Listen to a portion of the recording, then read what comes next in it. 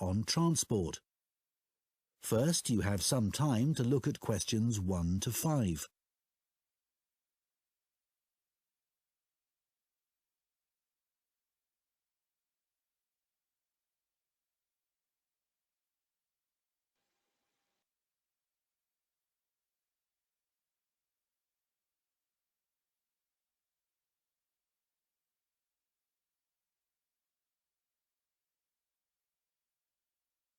Now listen carefully and answer questions 1 to 5. Excuse me, would you mind if I asked you some questions? We're doing a survey on transport. Yes, that's okay. First of all, can I take your name? Yes, it's Sadie Jones. Thanks very much. And could I have your date of birth? Just the year will do, actually. Is that all right? Yes, that's fine. It's 1991. So, next, your postcode, please. It's DW30 7YZ. Great, thanks. Is that in Wells? No, it's actually in Harborne. Wells isn't far from there, though. I really like that area. My grandmother lived there when I was a kid. Yes, it is nice. Right, so now I want to ask you some questions about how you travelled here today. Did you use public transport? Yes, I came by bus. OK, and that was today. It's the 24th of April, isn't it? Isn't it the 25th? No, actually, you're right. And what was the reason for your trip today? I can see you've got some shopping with you. Yes, I did some shopping, but the main reason I came here was to go to the dentist. That's not much fun. Hope it was nothing serious. No, it was just a checkup. It's fine. Good. Do you normally travel by bus into the city centre? Yes, I stopped driving in ages ago because parking was so difficult to find. And it costs so much. I see. The bus is much more convenient too. It only takes about 30 minutes. That's good. So where did you start your journey? At the bus stop on Claxby Street. Is that CLAXBY? That's right. Before you hear the rest of the conversation, you have some time to look at questions 6 to 10.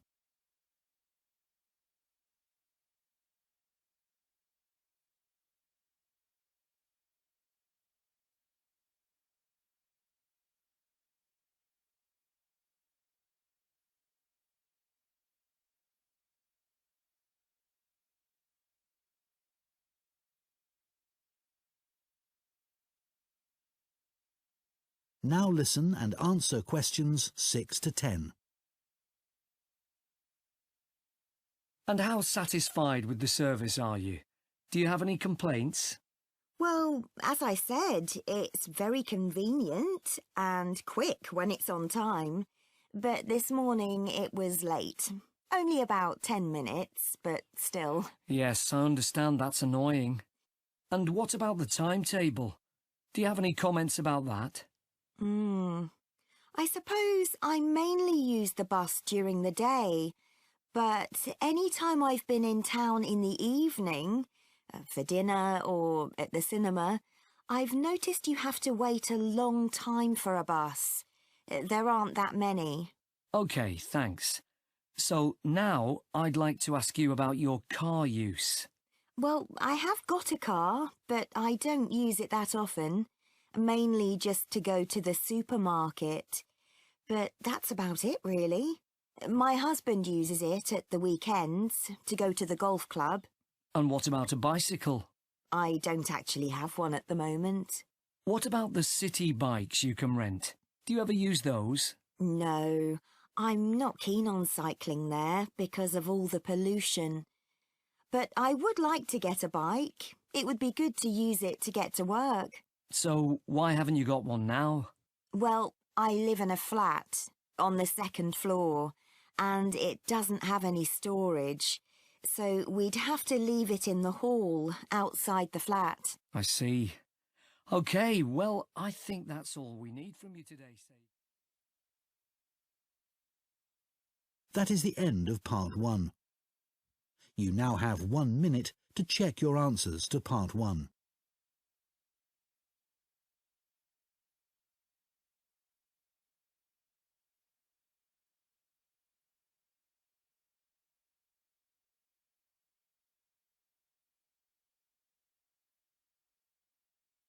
A group of people who are interested in becoming volunteers for an organisation called ACE. First, you have some time to look at questions 11 to 15.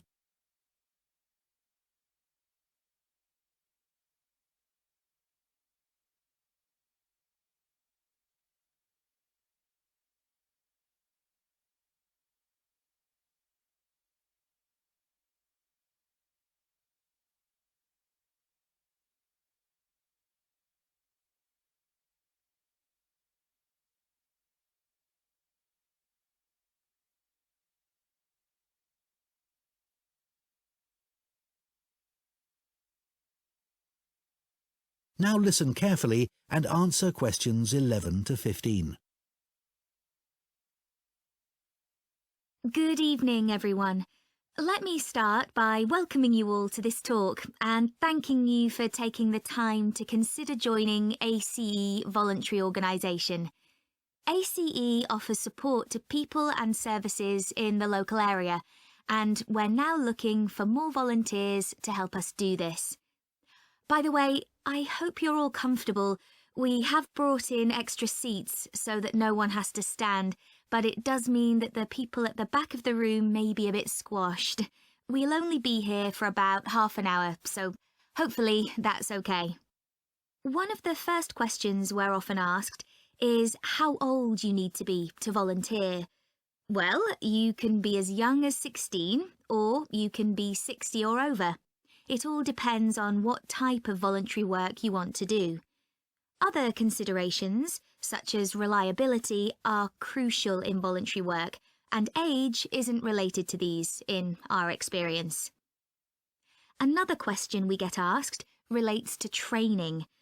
Well, there's plenty of that, and it's all face-to-face. What's more, training doesn't end when you start working for us. It takes place before, during and after periods of work.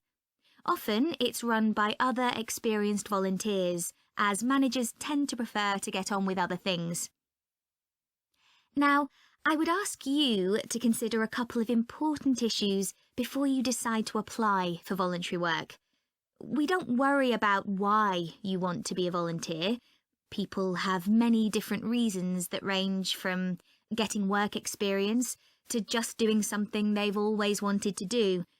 But it is critical that you have enough hours in the day for whatever role we agree is suitable for you. If being a volunteer becomes stressful, then it's best not to do it at all. You may think that your income is important, but we don't ask about that. It's up to you to decide if you can work without earning money. What we value is dedication. Some of our most loyal volunteers earn very little themselves, but still give their full energy to the work they do with us. Before you hear the rest of the talk, you have some time to look at questions 16 to 20.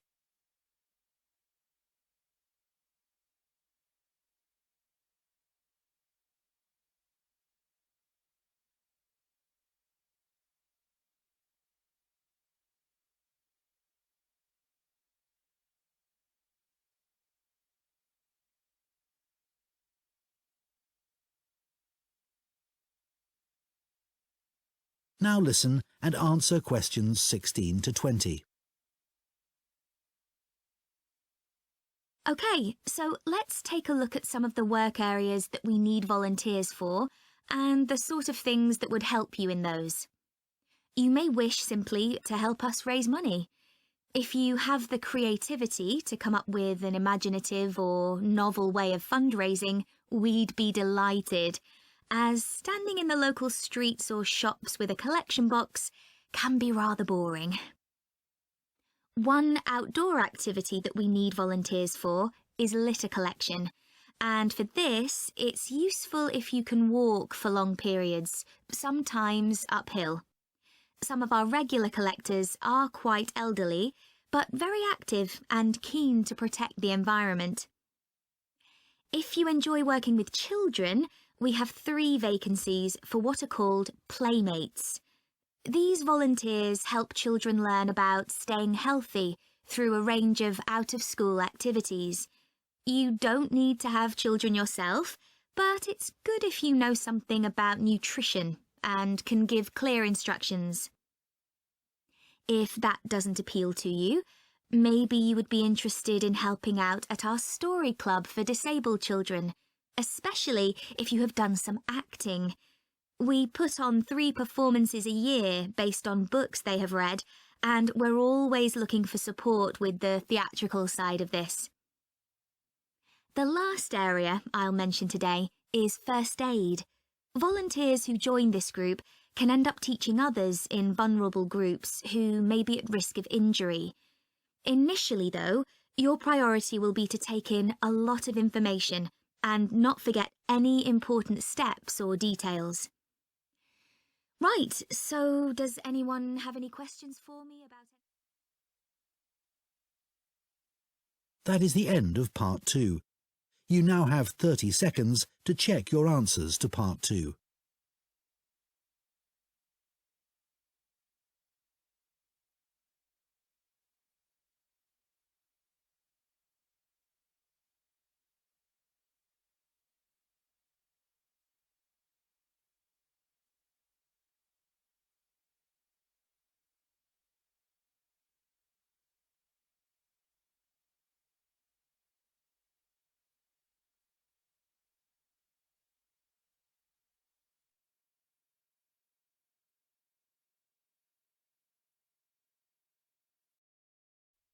You will hear 2 students called Hugo and Chantal discussing a talk they have just attended at the start of their course in fashion design.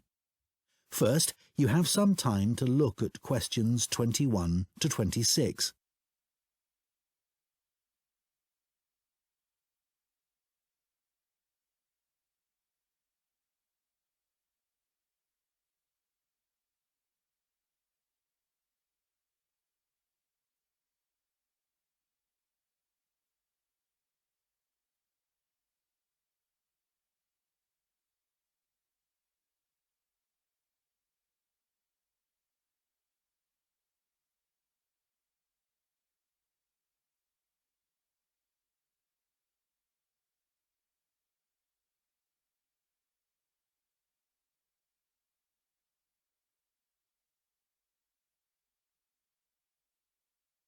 Now listen carefully and answer questions 21 to 26.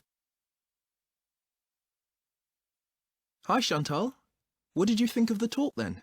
Hi, Hugo. I thought it was good once I'd moved seats. Oh, were the people beside you chatting or something?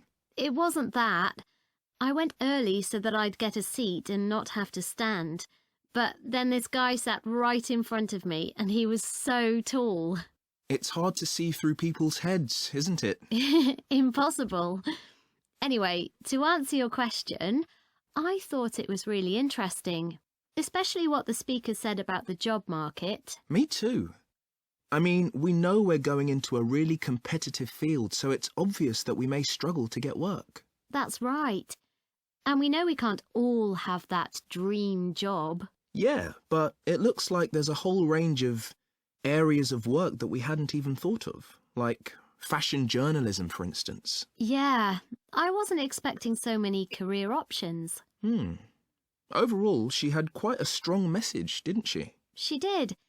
She kept saying things like, I know you all think this, but... And then she'd tell us how it really is. Perhaps she thinks students are a bit narrow-minded about the industry. It was a bit harsh, though. We know it's a tough industry. Yeah, and we're only first years after all. We've got a lot to learn. Exactly. Do you think our secondary school education should have been more career-focused? Well, We had numerous talks on careers, which was good, but none of them were very inspiring. They could have asked more people like today's speaker to talk to us. I agree. We were told about lots of different careers, just when we needed to be, but not by the experts who really know stuff. So, did today's talk influence your thoughts on what career you'd like to take up in the future? Well, I promised myself that I'd go through this course and keep an open mind till the end. But I think it's better to pick an area of the industry now and then aim to get better and better at it. Well, I think we'll just have to differ on that issue. One thing's for certain, though. From what she said, we'll be unpaid assistants in the industry for quite a long time. I'm prepared for that. Aren't you? Actually, I'm not going to accept that view. Really? But she knows it's the case, and everyone else says the same. That doesn't mean it has to be true for me. Okay. Well, I hope you're right. Before you hear the rest of the discussion, you have some time to look at questions 27 to 30.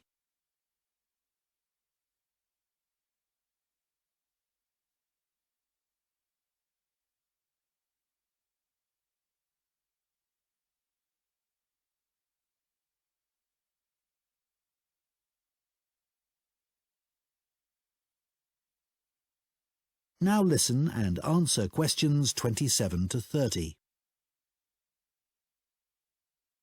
I thought the speaker's account of her first job was fascinating. Yeah. She admitted she was lucky to get work being a personal dresser for a musician. She didn't even apply for the job, and there she was getting paid to choose all his clothes. It must have felt amazing. Though she said all she was looking for back then was experience, not financial reward. And then he was so mean, telling her she was more interested in her own appearance than his. But she did realise he was right about that, which really made me think. I'm always considering my own clothes, but now I can see you should be focusing on your client. She obviously regretted losing the job. Well, as she said, she should have hidden her negative feelings about him, but she didn't. It was really brave the way she picked herself up and took that job in retail. Fancy working in a shop after that? Yeah, well, she recommended we all do it at some point. I guess, as a designer, you'd get to find out some useful information, like how big or small the average shopper is. I think that's an issue for manufacturers, not designers. However, it would be useful to know if there's a gap in the market, you know? An item that no one's stocking, but that consumers are looking for. Yeah, people don't give up searching. They also take things back to the store if they aren't right. Yeah. Imagine you worked in an expensive shop and you found out the garments sold there were being returned because they fell apart in the wash. Yeah, it would be good to know that kind of thing. Yeah. That is the end of part 3. You now have 30 seconds to check your answers to part 3.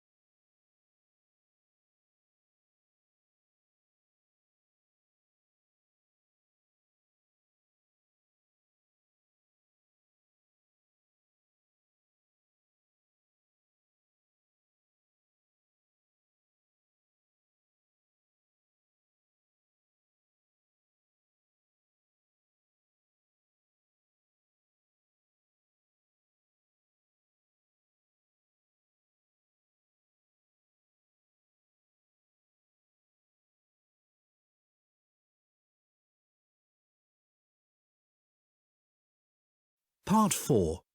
You will hear a zoology student giving a presentation on the process of moving wild elephants to a new reserve, known as translocation. First, you have some time to look at questions 31 to 40.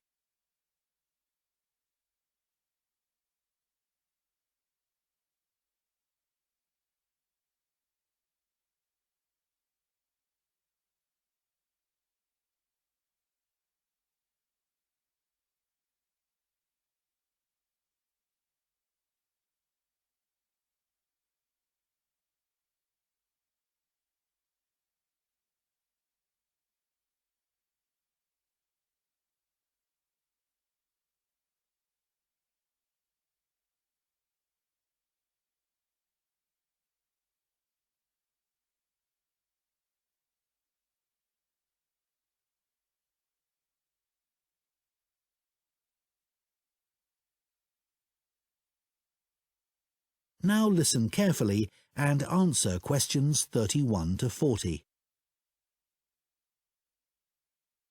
For my presentation today, I want to tell you about how groups of elephants have been moved and settled in new reserves. This is known as translocation and has been carried out in Malawi in Africa in recent years. The reason this is being done is because of overpopulation of elephants in some areas. Overpopulation is a good problem to have, and not one we tend to hear about very often. In Malawi's Majeti National Park, the elephant population had been wiped out by poachers, who killed the elephants for their ivory. But in 2003, the park was restocked, and effective law enforcement was introduced. Since then, not a single elephant has been poached. In this safe environment, the elephant population boomed. Breeding went so well that there were more elephants than the park could support. This led to a number of problems. Firstly, there was more competition for food, which meant that some elephants were suffering from hunger. As there was a limit to the amount of food in the national park, some elephants began looking further afield.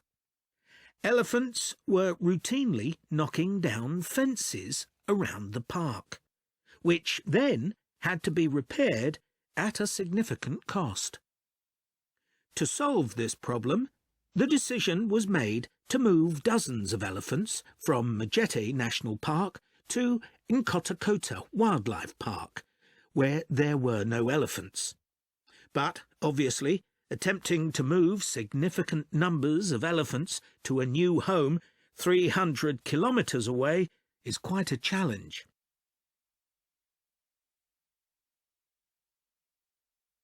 So, how did this translocation process work in practice?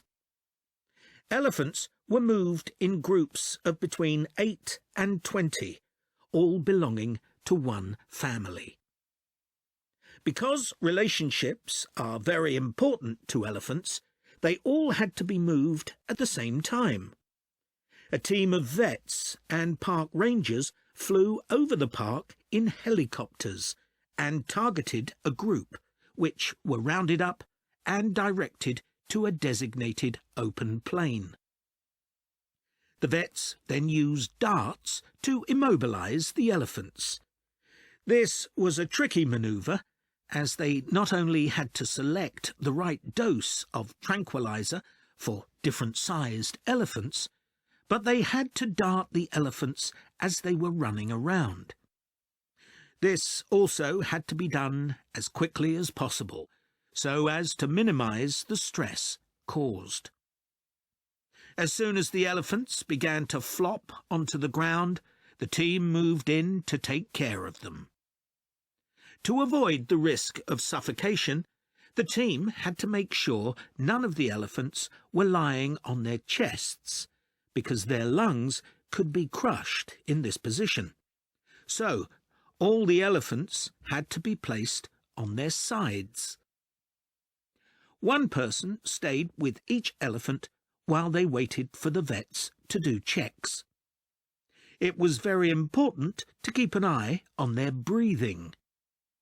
If there were fewer than 6 breaths per minute, the elephant would need urgent medical attention. Collars were fitted to the matriarch in each group so their movements could be tracked in their new home. Measurements were taken of each elephant's tusks. Elephants with large tusks would be at greater risk from poachers, and also of their feet. The elephants were then taken to a recovery area before being loaded onto trucks and transported to their new home. The elephants translocated to Enkotakota settled in very well, and the project has generally been accepted to have been a huge success, and not just for the elephants. Employment prospects have improved enormously, contributing to rising living standards for the whole community. Poaching is no longer an issue, as former poachers are able to find more reliable sources of income. In fact, many of them volunteered to give up their weapons, as they were no longer of any use to them. More than 24 elephants have been born at Enkotakota since relocation. With an area of more than 1,800 square kilometres, there's plenty of space for the elephant population to continue to grow. Their presence is also helping to rebalance Enkotakota's damaged ecosystem and providing a sustainable conservation model which could be replicated in other parks. All this has been a big draw for tourism, which contributes 5 times more than the illegal wildlife trade to GDP, and this is mainly because of the elephants. There's also been a dramatic rise in interest from... That is the end of Part 4. You now have 1 minute to check your answers to Part 4.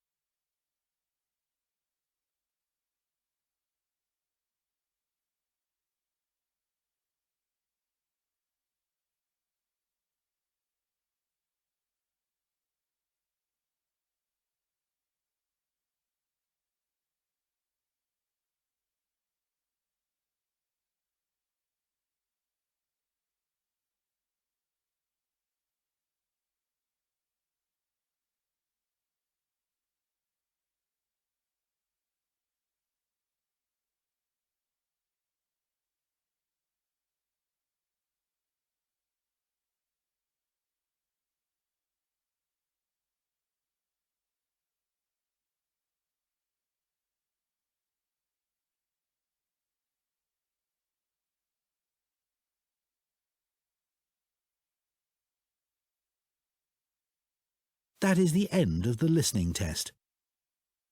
In the IELTS test, you would now have 10 minutes to transfer your answers to the listening answer sheet.